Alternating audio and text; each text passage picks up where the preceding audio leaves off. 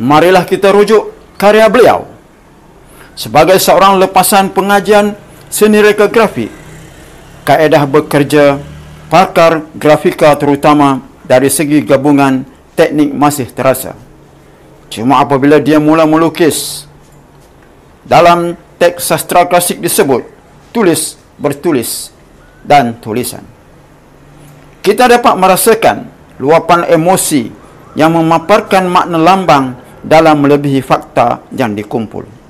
Kesedaran kepada isu-isu pribumi bukan sesuatu yang baru. Syed Ahmad Jamal telah lebih awal muncul dengan umpan dan Charil Anwar atau Latif Muhyiddin dengan Sri Langkawi. Tetapi kerana mereka membawa citra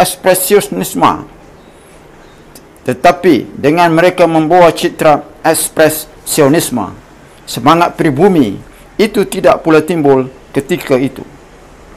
Walaupun mereka, saya percaya, teks sastra Melayu klasik memang telah sebati.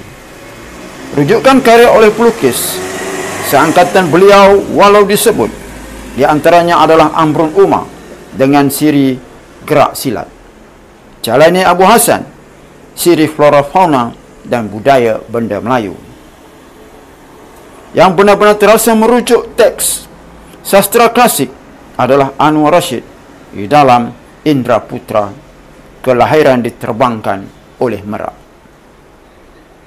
Manakala Ismail Latif dengan Lembah Mayang Sari, Penerbangan Mayang Sari, kesetiaan Ismail Latif dengan teks sastra dan budaya Melayu klasik terbukti dengan mengekalkan semangat pribumi dalam memberi judul lewat perkataan dan ejaan Melayu untuk setiap karya lukisannya.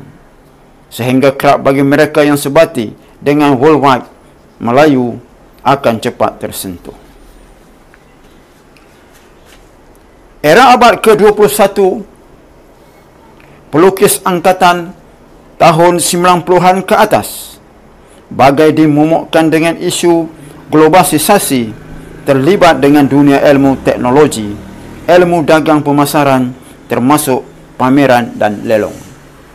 Karya atau barangan antik, siapa saja yang tembus ke dalam perniagaan lelongan Kristi tersebut saja akan tercatat dengan tanda harga tertinggi.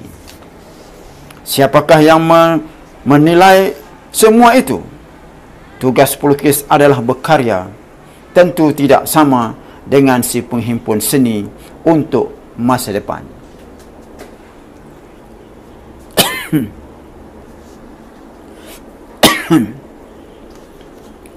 Di sini saya melihat peranan Anwar dan saya melihat dia juga adalah penilai dan penghimpun khazanah budaya.